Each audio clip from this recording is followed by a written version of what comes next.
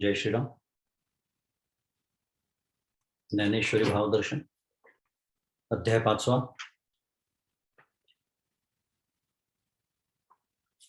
भगवंत बोलतात आहे अर्जुनाशी.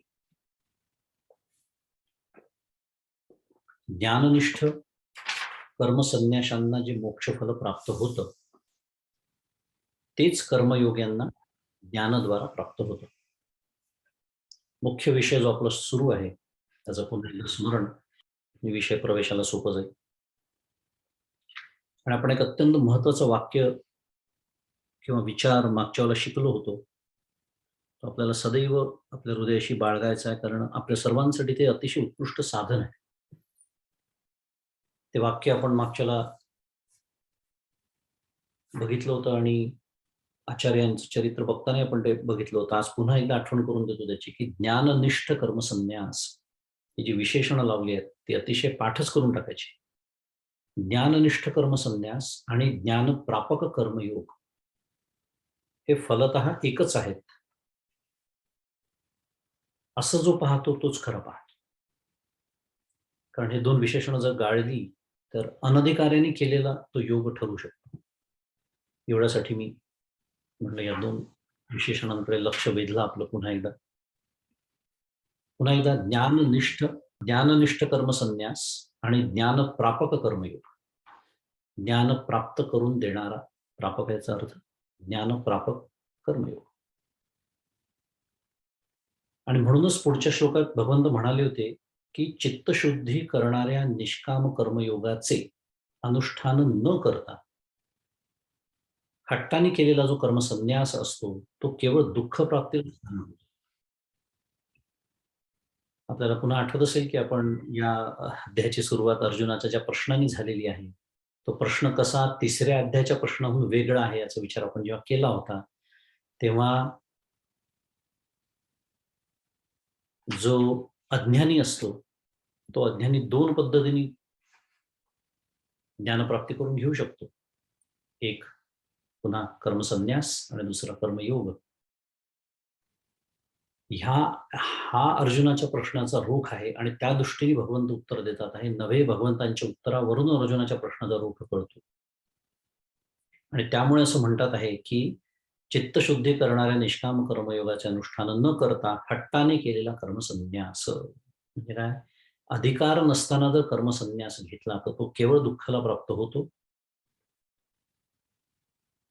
पण जो निष्काम कर्मयोग युक्त होऊन कर्मसन्यास करणारा म्हणजे अधिकार प्राप्त झाल्यानंतर विधिवत कर्मसन्यास ज्याने केलेला आहे तो मुनी म्हटलेला आहे. तो लवकरच ब्रह्माला प्राप्त करून घेतो. आणि मग निष्काम कर्माचं अनुष्ठान करणारा जो असतो तो चित्तशुद्ध झालेला असतो, तो देहाला वश केलेला असतो, इंद्रियांना तो जिंकलेला असतो, सर्व भूतांचा आत्मस्वरूप झाला आहे ज्याचा आत्मा, असा तो पुरुष कर्म करीत असला तरी त्या कर्माने तो लिप्त होत नाही. या 7व्या श्लोकामध्ये दोन अत्यंत महत्वाच्या ओव्या आल्या होत्या जे आपण बोललो होतो की खरं पाठच करून टाकल्या पाहिजे आपण सगळ्यांनी. ते म्हणजे जेणे भ्रांतीपासून हिरतले गुरुवाक्य मन धुतले मग आत्मस्वरूपी घातले रोवनीय. की ज्या पुरुषांनी मनाला भ्रांतीपासून हिरवून घेतलेला आहे. थोडक्यात काय, त्या भ्रांतीपासून त्यांनी स्वतःची सोडवणूक करून घेतली आहे. 5 भ्रांती आपल्याला माहिती आहे. त्या ज्या 5ही भ्रांती आहे त्या भ्रांतीपासून स्वतःच्या मनाला त्यांनी सोडून घेतलं, असं थोडंसं अलंकारिक वर्णन आहे. थोडक्यामध्ये त्या भ्रांती त्याच्या पूर्णपणे निघून गेलेल्या आहेत. हृदय ग्रंथी मोकळ्या झालेल्या आहेत. मलविक्षेप दोष गेलेले आहे. शेवटचा जो आहे आवरण, त्याच्यासाठीच तर सद्गुरूंची गरज असते. म्हणून गुरुवाक्य मन धुतं. कोणतं गुरुवाक्य? तत्त्वमसि. त्याचा तो अहम ब्रह्मास्मी करून घेतोय. सगळे विचार आपण केले होते. आणि 36 क्रमांकाची ओवी पण फार महत्वाची होती की तैसे संकल्पोनी काढिले जयाचे मनची चैतन्यता, की ज्याने आपण भ्रमापासून वेगळे काढले. ते संकल्प याचा अर्थ पुन्हा एकदा भ्रम असाच केलेला आहे. आणि आपण 6व्या अध्यायातल्या पुढच्या अध्यायातल्या एका ओवीची आठवण केली होती. ते म्हणजे जैसा किडाळाचा दोष जाय तरी पंधरेतीची होय तैसा जीवा ब्रह्मत्व आहे संकल्प लोपी. इतकं महान फळ संकल्प लोपाला सांगितलेल्या माऊलींनी. अर्थात इथे संकल्प याचा अर्थच हा आहे की मी काय म्हणूया, मी देह आहे, हे जग सत्य आहे, मी कर्ता मी भोगता आहे. त्या सगळ्या भ्रांती थोडक्यात संघभ्रांती, विकारभ्रांती उरलेली. मुद्दा काय आहे, की हे ज्याच्यापासून हे ज्यांनी सोडलं, म्हणजे हा जो किडाळ आहे आपल्या याच्यामध्ये, थोडक्यामध्ये जीवभाव जो आपण धरून बसलेलो आहोत. नेहमीच आपण विचार करतो. हा जो जीवभाव धरून ठेवलेला आहे, तो जर सोडला तर काय उरतं? जीवा ब्रह्मत्व हे संकल्प. हा जो संकल्प एकदा लोपला, की प्रत्यक्ष ब्रह्मत्वच आहे तिथे. आणि मग परमार्थ तत्वाला जाणणारा जो कर्मयोगी असतो, तो पाहत असताना आपण मग 8 आणि 9 श्लोकांपर्यंत येऊन थांबलो होतो. तो श्लोक मागच्या वेळेला आपण वाचला होता, त्याचा अर्थ बघितला होता. पण आपल्याला ओव्याचा अभ्यास करायला वेळ मिळाला नव्हता. नैव किंचित करोमीति युक्तो मन्येत तत्त्ववित् पश्यन् शृण्वन् स्पृशन् जिघ्रन् पश्यन् शृण्वन् स्पृशन् जिघ्रन् अश्नन् गच्छन् स्वपन् श्वसन् प्रलपन् विसृजन् गृह्णन् उन्मिषन् निमिषन् अपि इंद्रियाणींद्रियार्थेषु वर्तन्त इति धारयन्. असे हे 2 श्लोक आहेत. की हा जो परमार्थ तत्वाला जाणणारा कर्मयोगी असतो, तर त्याच्या सगळ्या आपण बघितलं ज्ञानेंद्रिय आणि कर्मेंद्रियांच्या ज्या क्रिया आहेत, ऐकणे, स्पर्श करणे, वास घेणे, खाणे, चालणे, झोपणे, श्वास घेणे वगैरे, वगैरे, वगैरे. अगदी डोळे उघडीत आणि मिटवीत असताना सुद्धा इंद्रिये इंद्रियांच्या विषयांमध्ये प्रवृत्त होत आहेत. मी मुळीच काही करत नाही, असा तो निश्चय मनात ठेवतो. आता इथे नैव किंचित करोमीति युक्तो मन्येत तत्ववित शब्द आलेला आहे. तो शब्द फार महत्वाचा आहे, कारण हा शब्द आपल्याला पुढच्या श्लोकाशी संगती लावून देणार आहे. तत्ववित म्हणजे काय याचा आपण मागच्या विचार केला होता, थोडंसं स्मरण. आत्मनो याथात्म्यम तत्वम वेत्ती इति तत्ववित, असं आद्य शंकराचार्य त्यांच्या भाष्यामध्ये म्हणतात. अर्थ असा आहे की आत्म्याचं स्वरूप म्हणजे तत्व. तत्व याचा अर्थ पहा काय आहे. आत्म्याचं स्वरूप हे ज्यांनी यथार्थपणे जाणलेलं आहे त्याला तत्ववित असं म्हणतात. त्याला तत्वज्ञानी पण म्हणतात. आपण समजू शकतो तत्वज्ञानी शब्द खूप वेळा आपण ऐकलेला आहे, की ज्याला प्रत्यक्ष यथार्थ जाणलेलं, अपरोक्षरीत्या ज्यांनी जाणलेलं त्याला तत्ववित म्हणतात, त्याला तत्वज्ञानी म्हणतात. असा जो तत्ववित आहे त्याचं वर्णन इथे केलेलं आहे. आणि हे सगळी कर्म किंवा क्रिया करत असताना इंद्रिय इंद्रियांच्या विषयांमध्ये प्रवृत्त होत आहे. मी मुळीच काही करत नाही असा निश्चय तो मनामध्ये ठेवतो. इंद्रिय इंद्रियांच्या विषयांमध्ये प्रवृत्त होत आहे. आपल्याला आठवत असेल देहीच्या गुणाचे प्राधान्य, तैसेची कर्म उपजे जाण. पुढे काय म्हटलेलं आहे त्याच्यात, इंद्रिये गुणाधीन तदनुसार जाण वर्तते. म्हणजे इथे काय म्हटलं, इथे इंद्रिय आपापल्या इंद्रियांमध्ये प्रवृत्त होतात. इंद्रिय त्यांच्या त्यांच्या विषयांमध्ये प्रवृत्त होतात. आणि नाथ महाराज म्हणतात इंद्रिय गुणाधीन.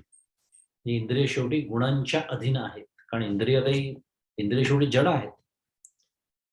मग गुणागुणेषु वर्तन्त इति मत्वा न सज्जते. तिसऱ्या अध्यायात शिकलोय आपण. बरं, गुण तरी काही, गुणही शेवटी जडच आहेत. म्हणजे शेवटी ती गाडी हळूहळू येते जीवापर्यंतच येते. जीव म्हणजे चिदाभास, पुन्हा ते सगळं सोडून द्या. पण इति मत्वान सज्जते, आपला सध्याचा जो मुद्दा आहे, तो आपला संदर्भ सुरू आहे, तो एवढाच आहे की या धारणेमध्ये तो सदैव असतो. आणि हे इतकं छान, ही एक अवस्था आहे. हा जो जीवनाचा एक दर्जा, परमपूज्य काकांचा शब्द आहे तो, की जीवनाचा दर्जा, मला जीवनाचा दर्जा, माझ्या जीवनाच्या दर्जाच्या ज्या व्याख्या असतात त्या इतक्या वेगळ्या असतात. मला जेवढी सुखाची भौतिक साधनं मला जितकी मिळतील तेवढा माझा दर्जा उंचावतो, असा भ्रम मला मला गेले अनेक वर्षांपासून आहे. आणि तो भ्रम आहे आता हळूहळू लक्षात यायला लागलाय. कारण जेव्हा मी लहान होतो त्याच्यापेक्षा आज नक्कीच सुखाची भौतिक साधनं भरपूर आहेत. पण म्हणून मी जास्त सुखी झालो आहे का याचं उत्तर निदान मला तरी हो असं देता येत नाही. माझ्याबद्दल बोलतो. कारण मुद्दा असा आहे की कुठेतरी चुकतं आहे गणित, एवढं तर नक्कीच आता आपल्या लक्षात यायला पाहिजे. एवढे सुज्ञ आपण नक्कीच आहोत. त्यामुळे मुद्दा एवढा सांगण्याचा होता की माझ्या ज्या दर्जाच्या कल्पना आहेत, जीवनाचा दर्जा आणि संतांच्या ज्या आहेत, परमपूज्य काका जे सांगतात, तो हा दर्जा आहे की हे सगळं तो करत असतानाही मी करत नाही. ही इतकी विलक्षण अवस्था आहे आणि ती विलक्षण अवस्था असं माऊली स्वतः म्हणते, येणार आहे पुढे ओव्यांमध्ये. असा त्याचा तो निश्चय असतो. आपण ओव्या बघू. जे पार्था तया देही, मी ऐसा आठवू नाही, तरी कर्तृत्व कैचे काही उरे सांगे. की अर्जुना त्या तत्ववेत्याला, मगाशी तत्ववेत्याच्या आपण व्याख्या बघितली. असा जो तत्ववेत्ती असतो त्याला मी देही आहे अशी आठवणच जर नसते, तर मग त्याच्या ठिकाणी कर्तृत्वाचा अभिमान कसा काय राहील हे तूच सांग. खूप सुंदर विचार आहे. म्हणजे या ज्या 5 भ्रांती आहेत ना, जगत सत्यत्व भ्रांती, कर्तृत्व भोक्तृत्व भ्रांती, विकार भ्रांती, भेदभ्रांती वगैरे सगळ्याचं जे मूळ आहे, ते मी देह आहे. त्या मुळावरच ज्यांनी गाव घातलेला आहे, मुळासकटच त्यांनी ते सगळं काढून टाकलेलं आहे. त्याची देहबुद्धी त्यांनी पूर्ण आत्मबुद्धी केलेली आहे. त्याला मी करता आहे हे वाटेल तरी का? म्हणजे प्रतिप्रश्न केलेला आहे. प्रश्न इथे निर्माण केलेला आहे, की तू सांग की असं शक्य तरी आहे का? कर्तृत्वाचा अभिमान त्याला कसा काय? म्हणजे पहा कर्तृत्व, भोक्तृत्व संपवायचं असेल तर कुठे यावं लागतं. त्याच्या सगळ्यात मूळ तिथेच आहे. मी देह आहे. तिथूनच गडबडीला सुरुवात होते. कारण एकदा ते स्वीकारलं, मी स्वीकारलं, की माझ्याची लचांड सुरू होतं. पुन्हा काकांचा शब्द. त्याला लचांडच म्हणतात संत. आणि का संत ज्याला लचांड म्हणतात त्याला मी कवटाळून बसतो. तरी ज्ञानेश्वरीचा अभ्यास करतो. अधिकारी होणार कधी अभ्यासाचा हा विषय आहे पुन्हा.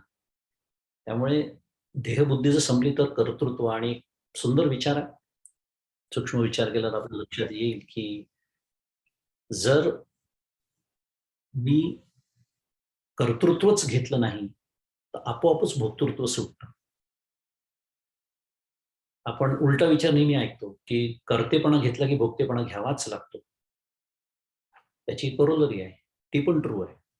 कर्तेपणा जर मी सोडला, तर भोगतेपणा आपोआप सुटतो. हा अनुभवाचा विषय आहे. एखाद्या छोट्या प्रमाणामध्ये एखाद्या कर्माच्या बाबतीत प्रयोग सुद्धा आपण करून पाहू शकतो. अनेक वेळा असं होतात. एखादं उदाहरण देतोय. छोटंसं व्यवहारातलं उदाहरण आहे, पण त्यातनं एक अंदाज तरी येऊ शकतो आपल्याला, की बऱ्याच वेळा असं होतं. आठवून पाहू आपण आपल्या आयुष्यात असे प्रसंग आले असतील, की कधी-कधी एखादं कर्म आपण करून टाकतो. आपल्याला ते लक्षातही नसतं. फार आपण त्याचा विचार करत नाही. थोडक्यामध्ये काय म्हणजे कर्तेपणा मी त्याच्यावर घेत नाही. तेवढ्या प्रमाणामध्ये विचार करूया. करून टाकलं आपलं साधं. आपल्या दृष्टीने ते साधं असतं, पण नंतर त्याचं जेव्हा कौतुक होतं, कोणीतरी एखाद्याचं फार कौतुक करतो, जे आपल्याला अपेक्षितही नसतं. तेव्हा आपल्याला अर्थातच कोणी कौतुक केलं, की छान वाटतं तेवढ्यापुरती. वाटणारच आहे, कारण आपण काही दगड नाही आहोत, छोटे मनुष्यच आहोत. पण मुद्दा काय आहे, की आपली अपेक्षा नसते, की कोणीतरी त्याचं प्रतिक्रिया त्याच्यावरती द्यावी. म्हणजे काय आहे, त्या प्रमाणात मी त्या कामापुरती मी त्याचा कर्तेपणाच न घेतल्यामुळे त्याचा भोगतेपणा आपोआप सुटलेला असतो. हेच जर आपल्याला प्रत्येक कर्माला लावून घेता आलं तर किती सुंदर होईल. आणि त्याच्याही पुढचा एक सुंदर विचार आहे, की मी जेव्हा असा अकर्ता होतो प्रत्येक बाबतीमध्ये, तेव्हा आपोआपच मला समदृष्टी प्राप्त होते. समदृष्टी फार तसं डेंजरस प्रकरण आहे विचार केला तर. समदृष्टी म्हणजे आपल्याला असं वाटतं सगळे सारखे दिसतात. मग सगळे सारखे दिसतात म्हणजे काय? म्हणजे काही नाही, कुत्र्याला चारा घालायचा आणि गाईला भाकरी घालायची. नाही चालत. कुत्रा तो कुत्राच आहे, गाय ती गायच आहे. मग स्त्री ती स्त्रीच आहे, पुरुष तो पुरुषच आहे. जीवनमुक्तांना, सद्गुरूंना सुद्धा हे सगळे भेद कळत असतातच. नाहीतर व्यवहारात केवढा मोठा गोंधळ उडाला असता. भेद त्यांना कळतात. मग सम कुठल्या दृष्टीने? सम या दृष्टीने जर मी कर्तेपणाच जर सोडला असेल, तर आपण कल्पना करू शकतो, की मला कोणाही बद्दल कधीही मत्सरच वाटणार नाही. कोणाही बद्दल माझी कधी मी स्वतः तुलनाच करणार नाही. मग एखादं कार्य त्यांनी केलं काय किंवा तिने केलं काय आणि मी केलं काय? त्याला खूप फळ मिळालं काय आणि त्याचं खूप कौतुक झालं काय आणि माझं झालं काय? इतकी ह्याला म्हणायचं समदृष्टी. कारण मी कर्ताच नाहीये ना. हे इतकं मनापासून दृढ निश्चय झालेला असतो. हा तो तत्वविद आणि हा विचार का करायचा आहे? तर पुढच्या श्लोकामध्ये ते येईल, की जो तत्वविद झालेला नाहीये, तो सुद्धा असं करतो. असा विषय आहे. तो घेऊया आपण पुढे. पण ही 38 क्रमांकाची ओवी आणि या पुढच्या ज्या ओव्या आहेत ना, एक साधारण या श्लोकांवरती माऊलींनी ज्या ओव्या लिहिल्या आहेत, इतक्या सुंदर ओव्या तुम्हाला सांगतो की हा ओव्या ऐकताना वाचताना तुमच्या लक्षात येईल की आपापले सद्गुरू आठवा तुम्ही. अगदी सद्गुरूंचं वर्णन केलेलं आहे, जीवनमुक्ताचं वर्णन आहे. एखादा जीवनमुक्त कसा जगतो. आता मी मुरगुडचं उदाहरण घेऊन बोलतो. ज्यांच्या भाग्यामध्ये नाही आहे मुरगुडला जाऊन प्रत्यक्ष बघणं, एखादा जीवनमुक्त कसा जगतो, कसा वागतो, कसा बोलतो, एखाद्या विशिष्ट परिस्थितीमध्ये तो प्रतिक्रिया कशी देतो. मग या ओव्या वाचायच्या. नाही प्रॅक्टिकल तर निदान थिअरी तरी. ह्या दृष्टीने ओव्यांकडे पाहू. पुढे माऊली म्हणते 39 क्रमांकाच्या ओव्यांमध्ये की ऐसे तनु त्यागे विण अमृताचे गुण दिसती संपूर्ण योगयुक्ता. फारच सुंदर. अगदी जीवनमुक्ताची इथे जवळपास व्याख्याच केलेली आहे की अशी कर्मयोगाच्या ठिकाणी शरीराच्या त्यागा वाचून, म्हणजे अजून देहामध्ये आहे, प्रारब्धाने देह सुरू आहे, विदेहमुक्ती वाचून जीवनमुक्तीतच अमूर्त ब्रह्माची संपूर्ण अकर्तृत्वादी लक्षणे दिसतात. म्हणून मला सद्गुरूंचं वर्णन आहे. पुढची जे 5-7 ओव्या आहेत ना, अगदी सद्गुरूंचं वर्णन आहे. ज्यांच्या भाग्याने त्यांचे सद्गुरू देहात आहे, आपापल्या सद्गुरूंचे वर्णन आहे की त्यांच्या ठिकाणी अमूर्त ब्रह्माची संपूर्ण, विशेषतः कोणतं अकर्तृत्वादी सगळी लक्षणं त्यांच्या ठिकाणी आपल्याला दिसतात. नवे हे त्यांचं व्यवच्छेदक लक्षण आहे. नवे सद्गुरूंची परीक्षा, म्हणजे सद्गुरू म्हणतात ना असं की सद्गुरू पण नीट निवडून घ्यावा, तेव्हा ही लक्षणं आहेत का बघावी. किंवा कोणाचे कुठले संतांच्या आपण दर्शनाला जातो तिथे संतत्व आहे का हे पाहायचं असेल तर माऊली म्हणते त्याप्रमाणे अमृताचे गुण दिसलेच पाहिजे त्यांच्या ठिकाणी. येरवी हाणिकाची परी तोही एक शरीरी अशेषही व्यापारी वर्तत असे.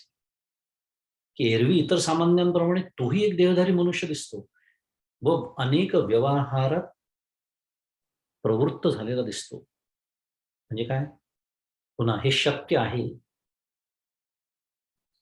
जीवनमुक्त जरी असले तरी लोकसंग्रहासाठी कदाचित, पुन्हा ईश्वराच्या प्रारब्धामध्ये असेल. पण परमपूज्य काका, परमपूज्य मंदाते नेहमी सांगतात, हा जो लोकसंग्रह नावाचा प्रकार आहे तो ईश्वराच्या योजनेमध्ये जर ठेवलेला असेल आणि जेवढा ठेवला असेल तेवढाच अत्यंत महत्वाचा आहे. कारण पुन्हा त्याचा विचार करत असून तर पुन्हा सगळं मुसळ केलं गेलं, म्हणजे अकर्तृत्वाचं काय झालं. किती नाजूक आहे परमार्थ, फाईन बॅलन्स. असो, आपण जीवनमुक्ताबद्दल विचार करू की त्यांच्याही बाबतीत लोकसंग्रह असू शकतो किंवा नसूही शकतो, पण असू शकतो हे महत्वाचं आहे. कारण नाही तर गोंधळ होऊ शकतो की अरे हे तर कर्म करताना दिसतात, माझ्यासारखे रात्री झोपतात, माझ्यासारखे जेवतात, माझ्यासारखे यांना थंडी वाजते, माझ्यासारखं यांना पांघरूण लागतं, मी माझ्या पातळीवर ओढायला तयारच असतो त्यांना लगेच. कारण अजून मी थोडा प्रगल्भ झालेलो नाहीये ना की ते का सद्गुरू आहेत. आणि मग कधी कधी अशा डोळ्यामध्ये अंजन घालणारी उदाहरणं घडतात आणि मग कळतं की आपण किती आपल्या मापाने अजूनही मोजायला जातो त्यांना.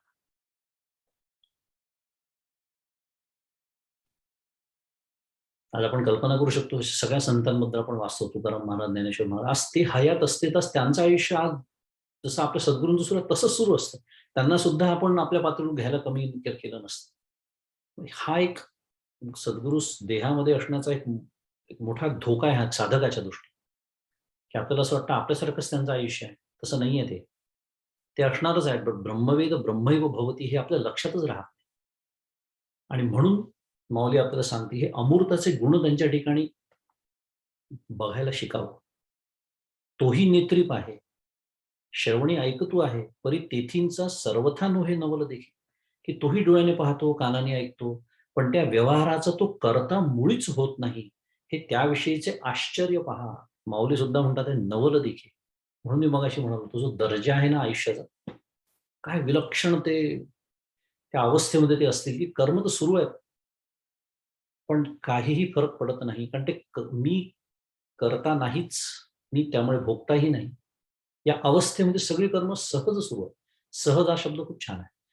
एखादी गोष्ट कशी सहज घडते, म्हणजे मुद्दाम काही करावं लागत नाही, तसं सहज. पण बाकी त्यांचे इंद्रियांचे सगळे व्यवहार आपल्यासारखेच सुरू असतात, पण ते करतात मुळीच होत नाही. केवढं मोठं आश्चर्य आहे. म्हणून म्हटलं की आपण एक कल्पना करण्या इतपत तरी सत्वगुण आपल्याकडे असला पाहिजे. थोडंसं त्याच्या जवळ जाण्या इतका तरी सत्वगुण आपल्याजवळ असला पाहिजे, की असं होऊ शकतं. असं कसं होत असेल याचा एक अंदाज आपल्याला येईल, एवढा सत्वगुण आपल्याजवळ असला पाहिजे. स्पर्शासी तरी जाणे, परिमळू सेवी घ्राणे, अवसरोचित बोलणे तयाही आधी. की त्याला मृदू कठीण स्पर्श कळतो, तो नाकाने गंधाचा वासही घेतो, समयोचित बोलणे त्यालाही शक्य असतं. थोडक्यात काय? भेद कळतो, मी जे मगाशी म्हणालो, हे मृदू आहे, हे कठीण आहे. समोरची व्यक्ती स्त्री आहे, हा पुरुष आहे, हा अमेरिकेतला आहे, हा भारतातला आहे, हा आपला नातेवाईक आहे, हा आपल्या ओळखीचा आहे, हा मित्र आहे, हा अनोळखी आहे, हे सगळं कळतं ना त्यांना, सगळे भेद दिसतात. फक्त ते सत्य आहे अशी भ्रांती, त्यातलं विष, सत्याचं विष गेलेलं असतं फक्त. समदृष्टी झालेली असते. पुन्हा समदृष्टी म्हणजे काय? म्हणून मी म्हणतो तो डेंजरस शब्द आहे. समदृष्टी म्हणजे सगळे सम असा नाही. त्याचे वरवर अर्थ फार चुकीचा होऊ शकतो त्याचा. समयोचित बोलणे त्यालाही शक्य असते. मी करता नसल्यामुळे त्या परमपूज्य काकांकडे मी जातो, त्यांना भेटतो. आत्ताही मी गेलो होतो काही दिवसांपूर्वी. त्यांच्या म्हणजे कित्येक विलक्षण गोष्टी आपल्याला माहिती आहेत, मला माहिती आहेत. पण ते स्वतः कधी एका शब्दाने बोलत नाहीत हो. कधीच नाही. मी एकदा परवा कोणाला तरी म्हणालो होतो, की त्यांचा एखादा मोठा कार्यक्रम झाला असं गृहीत धरू. समजा अगदी प्राईम मिनिस्टर, प्रेसिडेंट सुद्धा आले त्या कार्यक्रमात. दुसऱ्या दिवशी काकांना तुम्ही विचारा, "काका कार्यक्रम कसा झाला?" "छान झाला." एवढंच म्हणतात फक्त, "छान झाला." मी असतो तर तिखट, मीठ, तेल लावून वर्णन केलं असतं. "मग कोण-कोण आलं होतं माहिती आहे का कार्यक्रमात?" हे एक मी एक उदाहरण दिलं. अनेकांना म्हणजे अनेक गोष्टी माहिती असतील, ज्या मलाही माहिती नाहीत. काकांच्या सहवासात जे राहतात आहेत सध्या, ज्यांचं भाग्य आहे. कधीही बोलत नाहीत. कधीच असं म्हणत नाहीत, की मी एवढाले ग्रंथ लिहिले आहेत. कधीच असं म्हणत नाही, मी हजारो प्रवचने केली आहेत. कधीच कोणाला सांगत नाही, की मी जगभर प्रवास काहीही नाही. पण मी करतो या भूमिकेतच नाही आहेत. नैष्कर्म्य. सो येणार आहे पुढे विचार. आहाराते स्वीकारी, त्यजावे तरी परिहरी, निद्रेची अवसरी निधीजे सुखे. आहाराचे सेवन करतो, जे टाकावयाचे ते टाकतो, झोपेच्या वेळी सुखाने झोपही घेतो. आपुलिनी इच्छावशे तोहीदा चालत दिसे, पै सकल कर्म ऐसे राहटे की. आपल्या इच्छेप्रमाणे तोही चालत असलेला दिसतो, याप्रमाणे तो सर्व कर्मी करीत असतो हे खरे. म्हणून मी म्हटलं जीवनमुक्ताचं पूर्ण वर्णन केलेलं आहे इथे माऊली. हे सगळं तो करतो. कारण इथे सगळे जे मगाशी ज्ञानेंद्रिय आणि कर्मेंद्रियांचे जे सगळे कर्मचा जो विचार आला होता ना, पश्यन, शृण्वन, स्पृशन, जिघ्रन, अश्वन, गच्छन, प्रलपन, विसृजन, गृह्णन वगैरे वगैरे, त्या सगळ्यावरती माऊली भाष्य करतात आहे.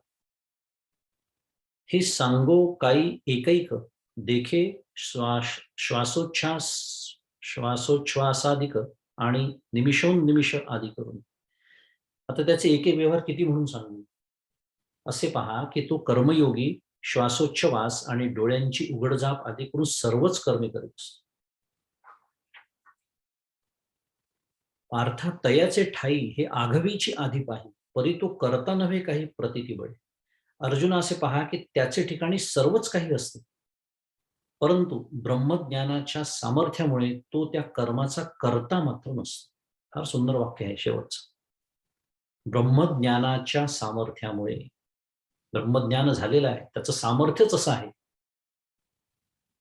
कारण वासुदेव सर्वमिती स महात्मास दुर्लभ असं ज्याचं वर्णन आहे,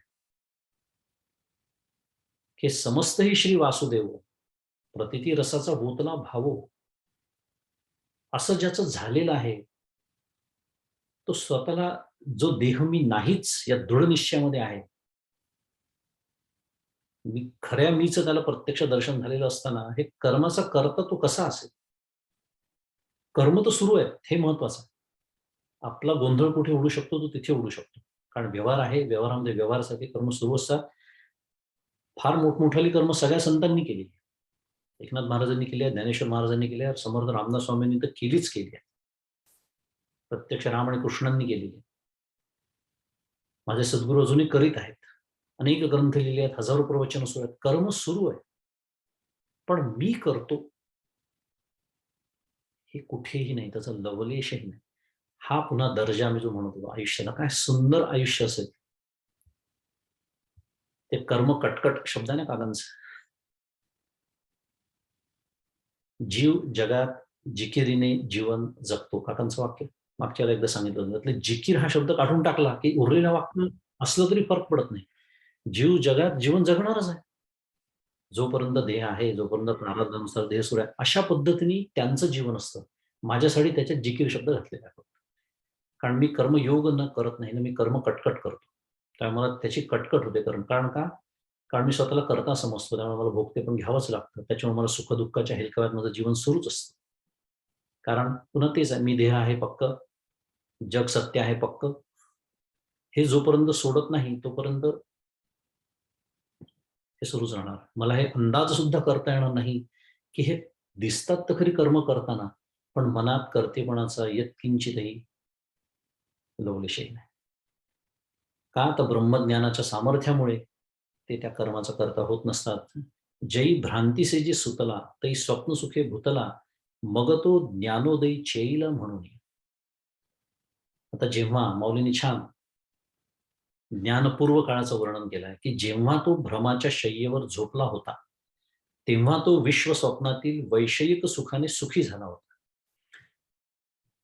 हा आपल्याच अनुभवाचा विषय आहे. त्यामुळे फारसं बोलण्याची काही गरजच नाही त्याच्यावर. फक्त त्यातला अनुभवाचा माझा विषय काय नाहीये, हे स्वप्न आहे याच्यावर माझा अजून विश्वास बसत नाही. का? कारण मला अजून ज्ञानाची जाग आलेली नाही. त्यांना ती आलेली आहे. नंतर ब्रह्मज्ञानाचा उदय झाल्याबरोबर जागा झाला म्हणून तो कर्ता भोगता नसतो. हे खरं कर्तेपण आणि भोगतेपण कधी जातं?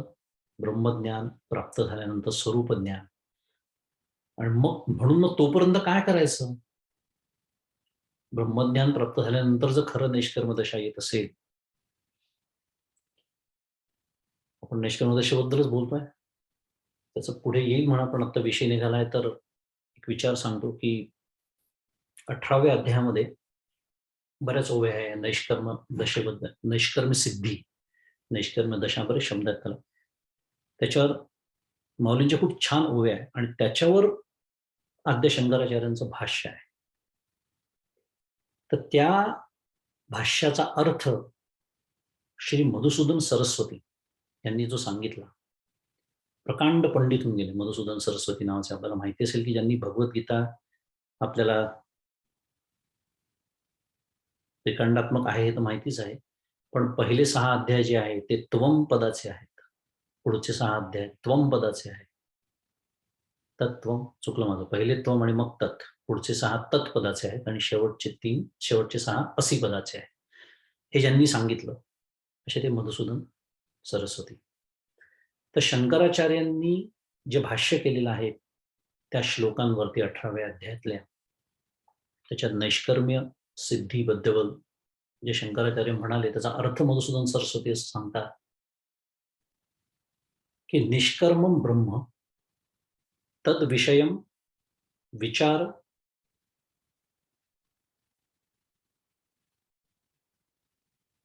निष्कर्मम ब्रह्म तद विषयम विचार परिनिष्पन्नम ज्ञानम नैष्कर्म्यम,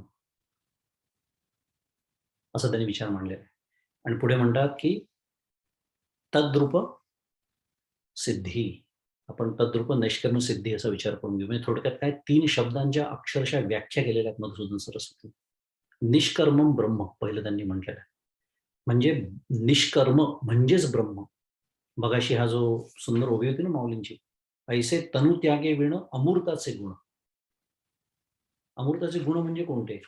इथे ज्यांनी म्हटलंय की ब्रह्माची संपूर्ण अकर्तृत्वातील लक्षण. निष्कर्म ब्रह्म, आपण नैष्कर्म शब्द खूप वेळा ऐकतो. त्याचा अनेक अर्थ आहेत. त्याचे 2-3 अर्थ मागच्या आपण पाहिले होते. नैष्कर्म्य म्हणजे ब्रह्मच. आता इथे निष्कर्म शब्द वापरला नैष्कर्म्याच्या ऐवजी. निष्कर्म म्हणजे ब्रह्म. त्याचा दुसरा अर्थ आपण पाहिला होता की कर्मापासून निर्गत, म्हणजे कर्मापासून दूर असलेलं. अर्थ तोच आहे पुन्हा, म्हणजे ब्रह्म, की जिथे कर्म संभवतच नाही साध्या भाषेमध्ये. त्याला निष्कर्म म्हटलं. पुढे म्हटलंय तद विषयम विचार. मला खूप वैशिष्ट्य वाटलं त्या शब्दाचं. विचार जे काका सांगतात. सगळ्यात महत्वाचं साधन काय असेल तर विचार हेच साधन आहे. हे लवकर आपल्याला पटतच नाही, कारण कर्मशीलता जबरदस्त असते त्यामुळे विचारशीलता कमी पडते. असो, तद विषय विचार परिनिष्पन्नम ज्ञानम, त्या विचारातून जे ज्ञान उत्पन्न होतं त्याला म्हणायचं नैष्कर्म्य. मगाशी मी काय म्हणालो निष्कर्म, आता नैष्कर्म्य. विचारातून निर्माण झालेलं ज्ञान म्हणजे काय? अपरोक्ष ज्ञानाबद्दल बोलतोय आपण, परोक्ष ज्ञानाबद्दल नाही, अपरोक्ष ज्ञान, त्याला म्हणायचं नैष्कर्म्य. आणि तद्रूपा सिद्धी असं ते म्हणाले. म्हणजे तद्रूप झाल्यानंतर जी अवस्था प्राप्त होते त्याला म्हणायचं नैष्कर्म्य सिद्धी. असे निष्कर्म, नैष्कर्म्य आणि नैष्कर्म्य सिद्धी अशा 3 शब्दांच्या व्याख्या मधुसूदन सरस्वतींनी केली. ह्या पद्धतीने ते करता भोगता नसतात. कारण काय असतात, हे ब्रह्मज्ञानाच्या सामर्थ्यामुळे, आपला विषय जो सुरू होता, ब्रह्मज्ञानाच्या सामर्थ्यामुळे ते त्या नैष्कर्मसिद्ध दशेमध्ये गेलेले असतात, कारण त्याच्याशी ते तद्रूप झालेले असतात. पुढच्या श्लोकाकडे जाऊ. श्लोक क्रमांक 10. श्लोक वाचतो मी. ब्रह्मण्याधाय कर्माणि संगम त्यक्त्वा करोति यः लिप्यते न स पापेन पद्मपत्रमिवाम्भसा. पदच्छेद आहे की ब्रह्मणी आधाय कर्माणि संगम त्यक्त्वा करोति यः लिप्यते न स पापेन पद्मपत्र इव अंभसा. त्यक्त्वा करोति यहा म्हणजे जो, परमेश्वराचे ठिकाण, ब्रह्मणी आधाय म्हणजे परमेश्वराचे ठिकाण, सर्व कर्मे अर्पण करून, कर्माणी संगम त्यक्त्वा, सर्व कर्मे अर्पण करून फलाची इच्छा टाकून कर्मे करतो. संगम त्यक्त्वा म्हणजे फलाची इच्छा टाकून कर्मे करतो, करोति यः. लिप्यते न स पापेन म्हणजे तो पद्मपत्र जसे पाण्याने लिप्त होत नाही, पद्मपत्र इव अंभसा, त्याप्रमाणे पापाने तो लिप्त होत नाही. इव त्याप्रमाणे. अंबसा म्हणजे पाण्याने. तर माहिती आहे, तृतीय एकवचनी विभक्ती प्रत्यय अंबसा. अंब नावाचा जो पाणी त्याचा शब्द आहे, त्याचं हे तृतीय एकवचनी रूप, पाण्याने लिप्त होत नाही. जसं कमळाचं जे असतं ना पान, आपल्याला माहिती आहे ते पाण्याने लिप्त होत नाही, तसा हा जो असतो त्यांनी सर्व परमेश्वराच्या ठिकाणी सर्व कर्मे अर्पण करून फलाची इच्छा टाकून तो कर्मे करतो, तो पापाने लिप्त होत नाही. 2 गोष्टींचा इथे विचार करायचा आहे. एक मी बोललो होतो मगाशी की मागील श्लोकामध्ये तत्वविदचे वर्णन केलेले आहे ना, तत्वविद शब्द आला होता, त्याचा आपण खूप विचार केला. या श्लोकामध्ये अतत्वविद परंतु कर्मयोगाचे अनुष्ठान करणाऱ्याचे वर्णन आहे. मला कसं कळलं? खूप हुशार आहे मी म्हणून? तसं नाही, आचार्यांनी स्वतः सांगितलं.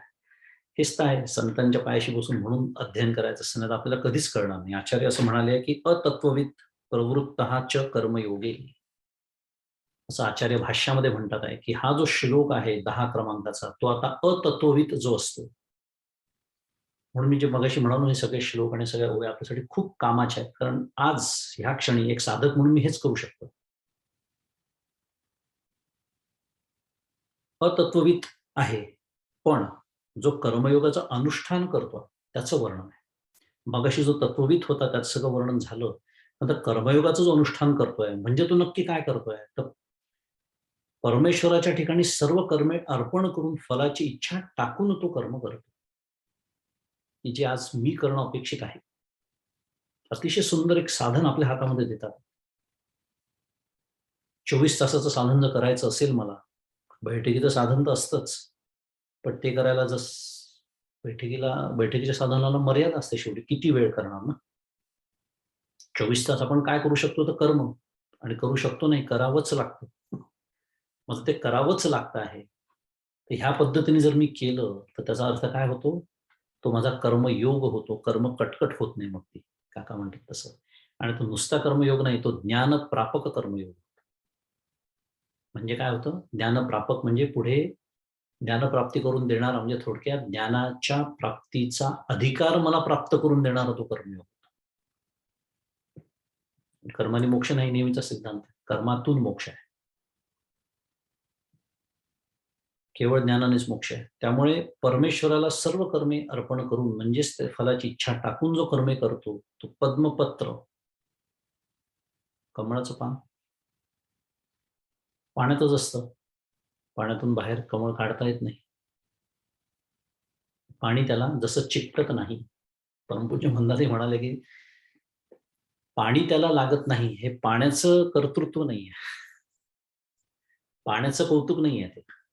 कारण मी माझा हात पाण्यात भिजवला, म्हणजे बुडवला, तर माझा हात भिजतो. कागद पाण्यात बुडवला, कागद भिजतो. पाणी कागदाला चिकटतं साध्या भाषेत. पण त्या पद्मपत्र, की जे आयुष्यभर पाण्यातच असतं. हा दृष्टांत खूप सुंदर आहे. मी ह्याच्यासाठी एवढं सगळं बोलतोय, की आयुष्यभर मला कर्म करावीच लागणार आहेत. जसं त्या कमळाला पाण्यातच जगावं लागतं. पण पाणी त्याला कधीच चिकटत नाही.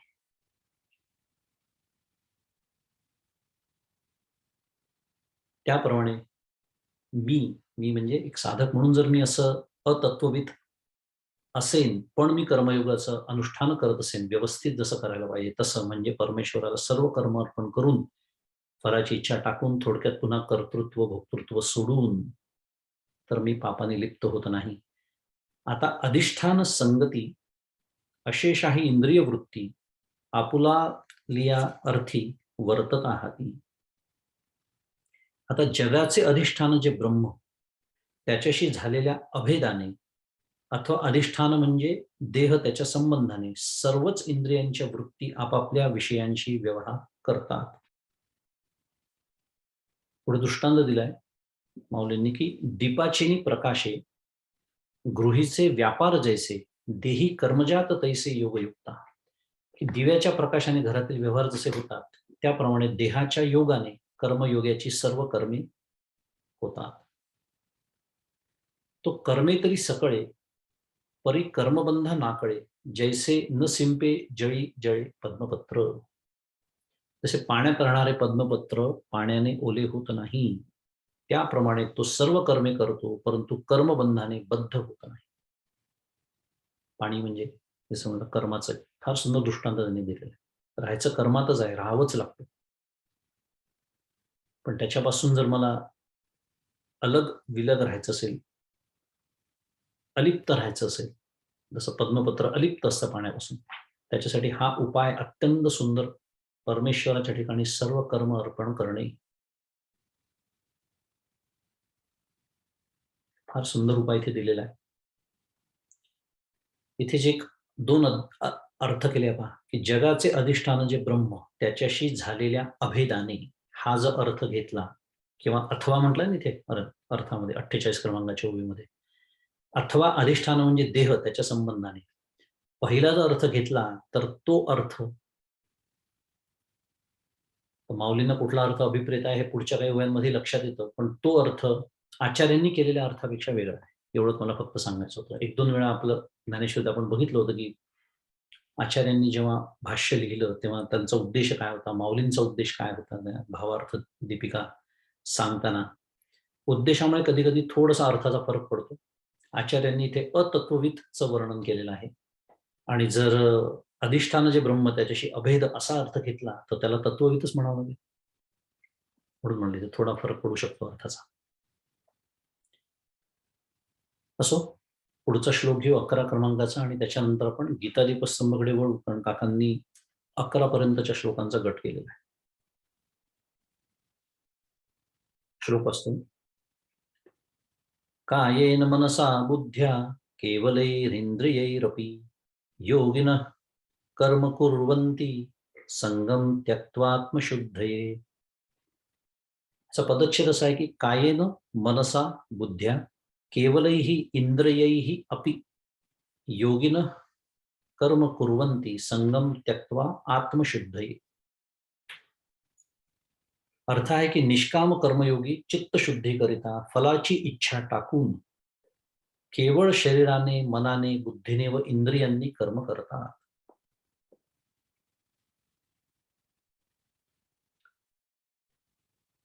आचार्यांनी छान याच्यावर भाष्य करताना असं म्हटलेलं आहे, की केवलम सत्वशुद्धी मात्र फलम एव तस्य कर्मण स्यात्.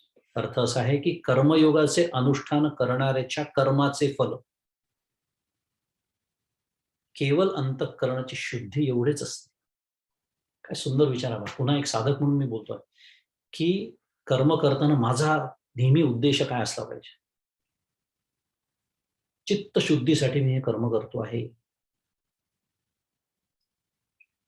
फार महत्वाचं आहे. कर्म उत्कृष्टच करायचं आहे. आपण नेहमी तो विचार करतो. किती उत्कृष्ट? त्याच्या डोक्यावर रोज चढलं पाहिजे. तो घरी पत्ता काढत आला पाहिजे. इतकं उत्कृष्ट कर्म करणारा कोण आहे? काका नेहमी सांगतात. जसं पुंडलिकाच्या घरी आला होता. इतकं उत्कृष्ट कर्म मला करायचं आहे. पण जानेवारीचा पहिला आठवडा सुरू आहे आणि मी LinkedInवर जाऊन पाहतो आणि मी डायरेक्टर असतो आणि कोणीतरी सीनियर डायरेक्टर झालेलं असतं. तुम्हाला वाटेल मी अचानकच काय सुरू केलं? हे अचानक सुरू करणं भागच आहे, कारण हे त्याचं प्रॅक्टिकल इम्प्लिकेशन्स आहेत. हे जर मी तत्वज्ञान वापरलं नाही रोज, सकाळी उठल्यानंतर जे उद्योग मी करतो आणि मग जी काही जळजळ सुरू होते माझ्या पोटामध्ये, तुलना सुरू होते, मत्सर वाटायला लागतो त्या व्यक्तीचा. कारण मी डायरेक्टर असतो, तो सीनियर डायरेक्टर झालेला असतो. मी व्ही-पी असतो, तो सीनियर व्हाईस प्रेसिडेंट झालेला असतो. हे पहिली गोष्ट तुलना, त्याच्यानंतर मत्सर आणि तिसरं संकल्प. मग त्याला खूप गोड नाव दिलं जातं. त्याला न्यू इयर रिझोल्यूशन असं म्हणतात, की यावर्षी तुम्ही झालोच पाहिजे. मग त्याच्यासाठी बाय हुक ऑर क्रूक आणि मग आपण कल्पना करू शकतो, की मी किती अशांत वर्षभर असेल. बरं इतकं करून मला ते प्राप्त होईलच? काहीच खात्री नाही. बरं परमपूज्य काका तेही छान समजावून सांगतात, की हे करून मी काय करणार आहे? तर फार मी माझं काम जास्तीत जास्त चांगलं करण्याचा प्रयत्न करणार. अजून काय करणार? तशी आपण सगळेजण 8 तासाचे पगार घेऊन 12 तास काम करतोच आहोत. करून काय करणार आहे? मग काका म्हणतात, कर्म जर उत्कृष्टच करायचं आहे, तर ते परमेश्वराला अर्पण करून करा ना. त्याच्यासाठी म्हणून करा.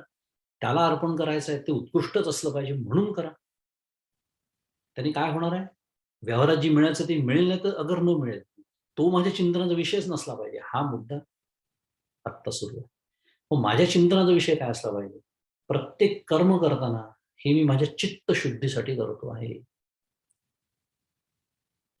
चित्तशुद्धी एवढंच त्यांनी सांगितलं, की कर्मयोगाचं अनुष्ठान करणाऱ्याच्या कर्माचं फल काय आहे? केवळ अंतःकरणाची शुद्धी. म्हणजे तर माझा तो कर्मयोग होईल, तर माझं ते खरं ज्ञानप्रापक कर्मयोगाचं अनुष्ठान ठरेल. जर या दृष्टीने जर मी प्रत्येक कर्म केलं, झपाट्याने प्रगती होते परमार्थामध्ये.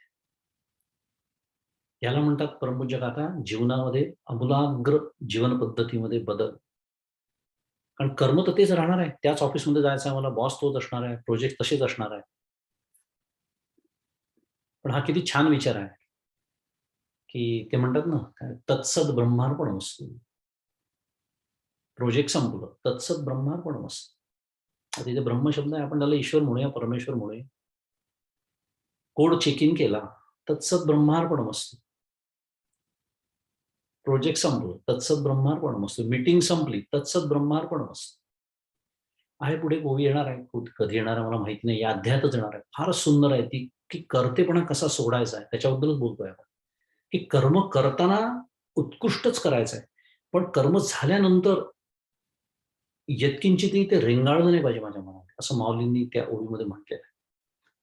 कर्तेपणा सोडायचा आपण खूप वेळा ऐकतो, पण नेमका कसा सोडायचा याचं मार्गदर्शन माऊलींनी याच अध्यायामध्ये केलं. असं मनातल्या मनात म्हणता आलं पाहिजे, करता आलं पाहिजे. तत्सत ब्रह्मार्पणम असतो. परमपूज्य मंदाती छान सांगतात, की सकाळी ते ऑफिसच्या खुर्चीत म्हणजे घरच्या खुर्चीत बसतानाच हा विचार करायचा, की त्याच्या कृपेने मी इथे बसतोय. आणि किती खरी गोष्ट आहे पहा. कारण आज मी इथे बसतोय, हे माझ्या प्रारब्धाचा भाग म्हणूनच बसतोय. आणि प्रारब्ध हे कोणाचं आहे? प्रारब्ध नावाची व्यवस्था कोणाची आहे? त्याचीच व्यवस्था आहे. तर त्याच्या कृपेने बसतोय, त्याच्या कृपेने मी हे कर्म करतोय, त्याला अर्पण करून करतोय. एकमेव फल आपल्याला मिळणार आहे, ते म्हणजे चित्तशुद्धी. आणि मग काय होतं, तर कर्मबंधनी आपण बद्ध होत नाही. निष्काम कर्मयोगी आपण ठरतो. कारण मग ते जे कर्म होतं, ते केवळ शरीराने, मनाने, बुद्धीने आणि इंद्रियांनी केल्यासारखं होतं. आता इथे एकच विचार करू आणि गीतादीप स्तंभाकडे वळू. इथे हा जो केवल शब्द आलेला आहे ना, केवलही इंद्रियही अपि असा पदच्छेद मी तुम्हाला सांगितला. पुढे काय-काय आलेलं आहे? तेव्हा आधीच आलेलं आहे. कायेन मनसा बुद्ध्या आणि इंद्रिये इतके 4 गोष्टींचे इथे उल्लेख केलेला आहे. आचार्य असं म्हणतात आहे की केवल शब्द कायाधिभिः अपि प्रत्येकं संबध्यते सर्व व्यापारेषु ममता वर्जनाय. पुन्हा एकदा, केवल शब्द कायाधिभिः अपि प्रत्येकं संबध्यते सर्व व्यापारेषु ममता वर्जनाय. अर्थ असा आहे की सर्व क्रियांमध्ये, कोणत्या, शरीराच्या, मनाच्या, बुद्धीच्या, इंद्रियांच्या, या सर्व क्रियांमध्ये आसक्तीचा निषेध करण्यासाठी केवल हा जो शब्द इथे एकदा आलेला श्लोकामध्ये, तो शब्द प्रत्येकाला लागू पडतो. म्हणजे काय, केवळ शरीराने, केवळ मनाने, केवळ बुद्धीने, केवळ इंद्रियाने, या सर्वांशी त्याचा संबंध आहे असं कोण म्हणत आहे? आचार्य म्हणतात त्यांच्या भाष्यामध्ये. आणि गंमत अशी आहे की पुढच्या ज्या ओव्या आहेत, आणि गंमत पहा, म्हणजे माऊलींना सुद्धा या श्लोकाचं इतकं महत्व वाटलं की त्यांनी जवळपास 51 ते 70 जवळपास 20 एक ओव्या याच्यावरती लिहिलेल्या आहेत. आणि माऊलींनी सुद्धा केवळ शब्द प्रत्येकाला लावूनच अर्थ केले, प्रत्येकाच्या व्याख्याच केलेल्या जवळपास. त्या बघू आपण. त्याच्यात गीतादीप स्तंभकडे बघू.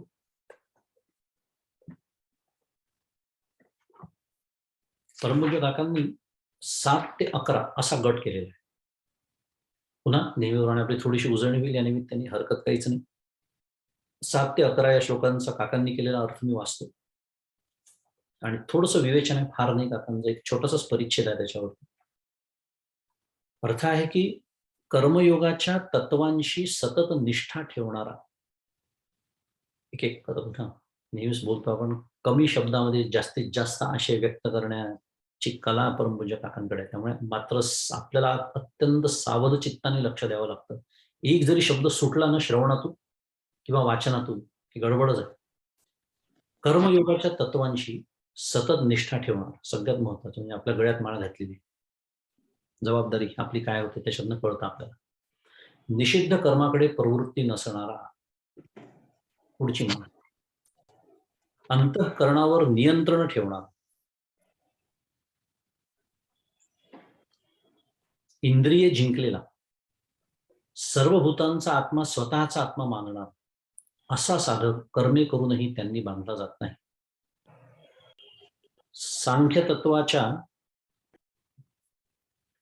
सांख्यतत्वाच्या जाणकाराने पाहणे, ऐकणे, स्पर्श करणे, वास घेणे, खाणे, चालणे, झोपणे, श्वास उच्छ्वास घेणे, सोडणे इत्यादी होत असता मी काहीच करीत नाही असे समजावे. त्याचप्रमाणे बोलणे, सोडणे, घेणे, पापण्या उघडणे, मिटणे इत्यादी होताना ती इंद्रिये त्यांचे त्यांचे काम करीत आहे हे ओळखून मी काहीच करीत नाही असा निश्चय सांभाळावा. काका किती साधनाभिमुख परमार्थ आपल्यासमोर मांडतात ना, असा निश्चय सांभाळावा. म्हणजे आज मला एक साधक म्हणून कृत्रिमतेने करावं लागणार आहे. काका म्हणतातच की साधन हे कृत्रिमच असतं, कारण ती कर्तृतंत्र असते. जाऊ द्या, त्यातनं पुढे जो सिद्धांत माहिती आहे आपल्याला, म्हणून तर कर्तृतंत्र, वस्तुतंत्राचा अनुभव त्यांनी येत नाही, कुठल्याच साधनेने त्याचा अनुभव येत नाही. मग साधनेने होतं काय, अज्ञान निवृत्ती होते. कर्तृतंत्र गोष्टीने वस्तुतंत्राचा अनुभव येईल कसा, सीमित गोष्टींनी असीमाचा अनुभव येईल कसा. पण असा निश्चय मला सांभाळायचा आहे. आज मला कृत्रिमतेनेच हे साधन मला सांभाळायचं आहे.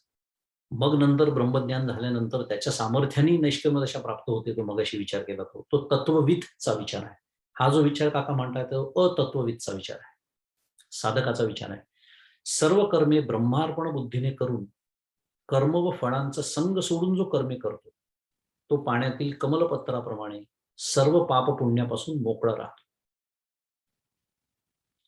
कर्मयोगी अंतःकरण शुद्धीसाठी जी कर्मे करतो ते शरीर, मन, बुद्धी व इंद्रियांच्या स्तरावर होतात असा निश्चय सांभाळावा. पुन्हा पुन्हा काका सांगतात आहे, निश्चय सांभाळावा. म्हणजे मी काय करावं ते सांगतात. आता हा अर्थ झाला. एक 4-5 ओळींचं विवेचन आहे काकांचं, ते वाचतो की वरील सर्व विचार आतापर्यंत बऱ्याच वेळा सांगितले गेले आहेत. मी सुरुवातीला सांगून टाकलं. काकांचं विवेचन इतकं कमी का आहे याच्यावर, असं कोणाच्या डोक्यात आलं असेल तर काकांनी ती भूमिका पहिले स्पष्ट केलेली आहे की हे विचार बऱ्याच वेळा सांगितले गेले आहेत. हात पाय इत्यादी कर्मेंद्रिये व डोळा कान इत्यादी ज्ञानेंद्रिये त्यांच्या त्यांच्या विषयांकडे प्रवृत्त होताना आत्मरूप मीला त्यांची खबरही नसते. जीवाच्या जागृती, स्वप्न व गाढ झोप या अवस्थांचा आत्मरूप मीशी काहीच संबंध नाही. अवस्था जीवाच्या आहेत. कारण तमवस्था त्रयतीता, तो तर तीनही चारही काय, चार म्हणा पाच म्हणा, कुठली धरायची असतील अजून तुर्या पर्यंत, त्याच्या पलीकडे तो आहे. अवस्था या जीवाच्या आहेत. आत्मरूप मी या सर्वांहून सतत अलिप्तच असतो. आणि आता शेवटचं वाक्य पण अत्यंत महत्वाचं वाक्य आपल्या सगळ्यांसाठी, ते म्हणजे दृश्य जगतातील चेतन प्राण्यांचे सर्व व्यवहार ज्याच्या सत्तेवर चालतात त्यालाच ते अर्पण करण्याची साधना हा कर्मयोगी करतो. ईश्वराच्या प्रारब्धरूप व्यवस्थेनुसार कर्माला जी फळे मिळतात ती समाधानाने तो स्वीकारतो. मगाशी मी उल्लेख केला होता, माझं कर्म मी उत्कृष्टच करणार आहे आणि त्याच्यात जे प्राप्त होणार आहे ते अगदी आनंदाने स्वीकारणार आहे. त्यालाच म्हणजे ईश्वराला कर्म जर मी फळ अर्पण केली असतील आणि मी चित्तशुद्धीसाठीच फक्त कर्म करत असेन, तर खरं तर माझ्या चिंतनाचा सुद्धा विषय असो. कारण प्रारब्धाने बांधलेला आहे सगळा संसार, आपल्याला माहिती आहे. नेमका जे प्रारब्धाने बांधलेलं नाही तो परमार्थ, तो मी प्रारब्धावरती टाकतो, जसा जमेल, जेव्हा जमेल, जमला तर. सध्या थंडीचे दिवस आहे, उठणंच होत नाही, दिवसभर मग साधनेला तर वेळच मिळत नाही. माझं सांगतोय मी, म्हणजे काय, मी माझा परमार्थ प्रारब्धावरती टाकलेला आहे. बाकी पुरुष प्रयत्न प्रपंचाच्या बाबतीत. कुठे जायचं आहे का ट्रिपला, तुम्ही मला सांगा, पहाटे 4 वाजता उठून तयारच आहे मी बिलकुल. तिथे पुरुष प्रयत्न. प्रपंच जबरदस्त, पहाटे 4 ला असू दे, 3 ला असू दे, थंडी किती असू दे, निगेटिव्ह मध्ये असू दे, बर्फातच जायचं, चला. साधनेसाठी खूपच थंडी आहे हो. बरं, किती थंडी तुम्हाला काय माहिती. अशी गडबड होते, सगळं उलट होऊन जातं. देखे बुद्धीची भाष निणीजे, मनाचा अंकुर नुदैजे, ऐसा व्यापार तू बोलीजे शारीरगा. आता मी जसं म्हणालो की माऊलीने अक्षरशः व्याख्या केलेल्या, तर पहिली ही व्याख्या आपल्यासमोर येत आहे. शरीराने जे कर्म होतं त्याची ही व्याख्या आहे.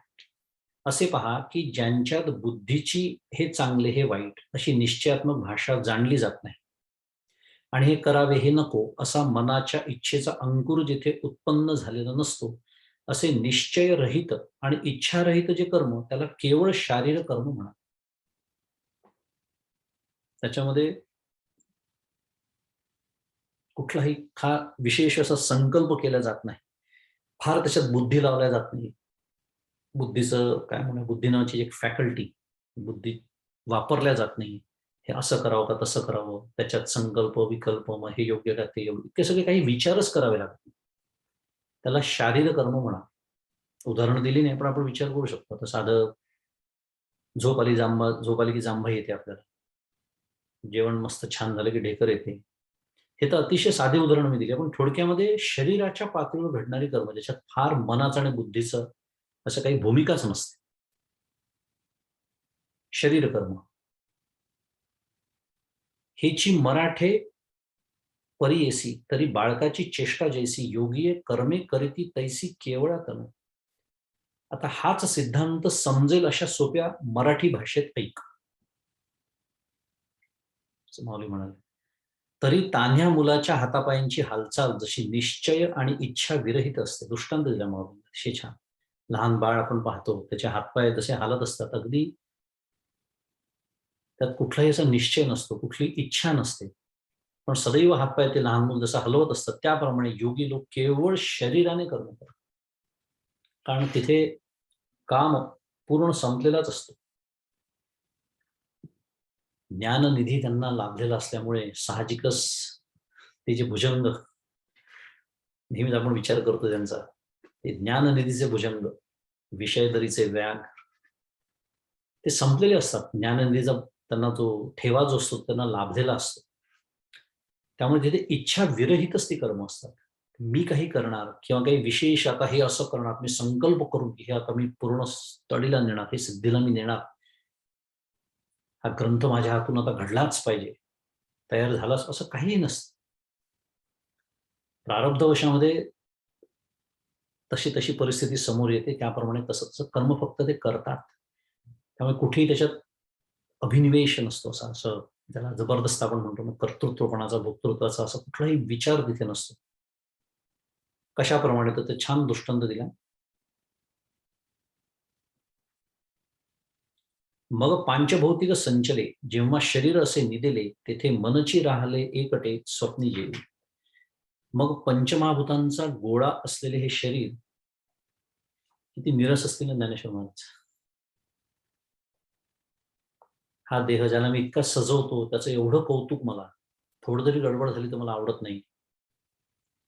डोक्यावरचे 4 केस जास्त गळले तर मला चिंता निर्माण होते, आता कसं होईल माझं. इतकं त्या देहाला जपणारा, सांभाळणारा, काकांच्या भाषेत मिरवणारा मी, आणि त्याला ज्ञानेश्वर महाराज पंचमहाभूतांचा गोळा म्हणतात. काय असो म्हटलं तर आपण काय करणार ना, मला वाचणं भाग आहे. पण त्रास झाला मला, तो तुम्हाला सांगितलं. मग पंचमहाभूतांचा गोळा असलेले हे शरीर झोपेत निश्चेष्ट होऊन पडलेले असते, तेव्हा स्वप्नात एकटे मनच व्यवहार करीत असते. छान विचार. झोपेमध्ये हा एक विचार, एक सुंदर विचार आपल्या परमपूज्य गोविंददेवगिरी महाराजांनी त्या प्रस्तावनेत मांडलाय, ज्याचा मी मागच्या वेळेला उल्लेख केला होता. तर त्यांनी असं म्हटलंय, नैष्कर्म दशेबद्दल बोलताना ते म्हणाले होते की कर्म नसलेली अवस्था म्हणजे नैष्कर्म्य दशा, असं जर आपल्या मनामध्ये कुठे विचार असेल डोक्यामध्ये, तर तो किती चुकीचा आहे सांगताना त्यांनी हाच दृष्टांत दिला होता, की तसं जर असेल तर झोपेच्या माध्यमातून आपण सगळेजण नैष्कर्म्य दशा अनुभवतो रोज, असं म्हणायला पाहिजे. हे किती चुकीचं आहे. लगेच हसायला येतं आपल्याला, की इतका बालिश विचार मी करतो. कारण काय, वरवरचा अर्थ, शब्दार्थ मी लक्षात घेतो, त्याचा वाच्यार्थाकडे, लक्षार्थाकडे मी जात नाही. त्याचा लक्षार्थ फार वेगळा आहे. असं त्या झोपेवरनं मला आठवलं, की शरीर, कारण तिथे सगळी कर्म संपलेली असतात.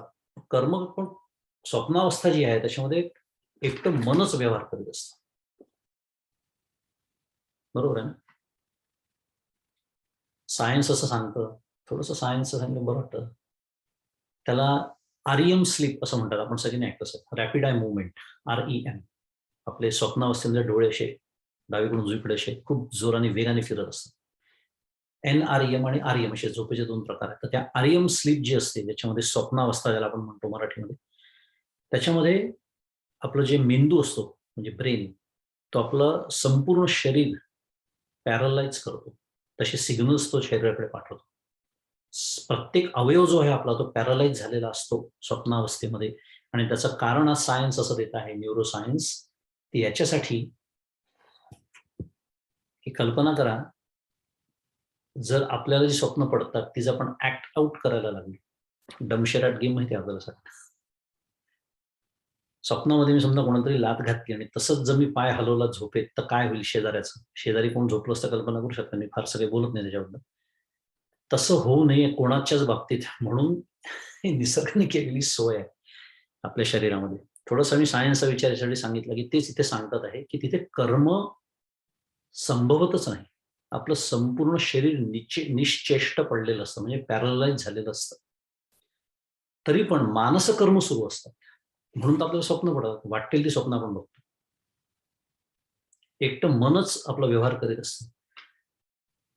नवल ऐके धनुर्धरा, कैसा वासनेचा संसारा, देहा हो नेदी उजगरा, परी सुख दुःखे भोगी. की अर्जुना, या जागृतीच्या संस्कारांचा कसा व्यवहार असतो, त्याचे आश्चर्य ऐक, की ते व्यवहार देहाला जागे होऊ देत नाहीत. आता मी जे वर्णन केलं सगळं का होऊ देत नाही, त्याचं तुम्हाला वैज्ञानिक कारण सांगितलं.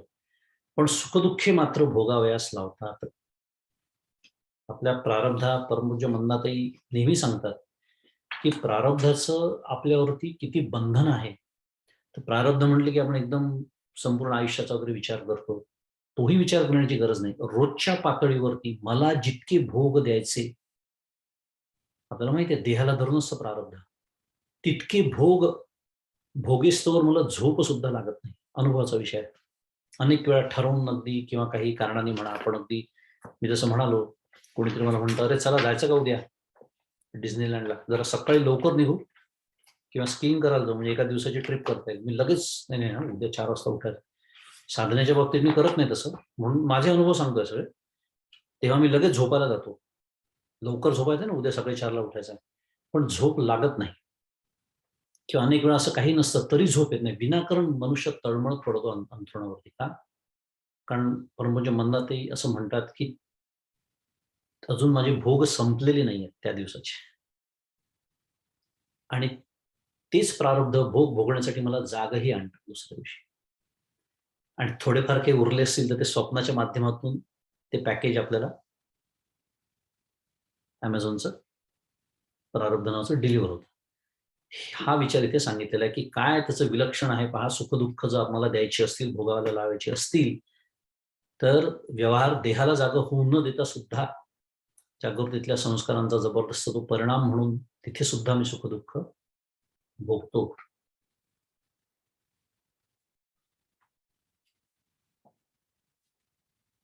आलं असेल लक्षात मी का थांबलो. वेळ होऊन गेली आहे. श्री ज्ञानेश्वर महाराज की जय. गोपाल कृष्ण भगवान की जय.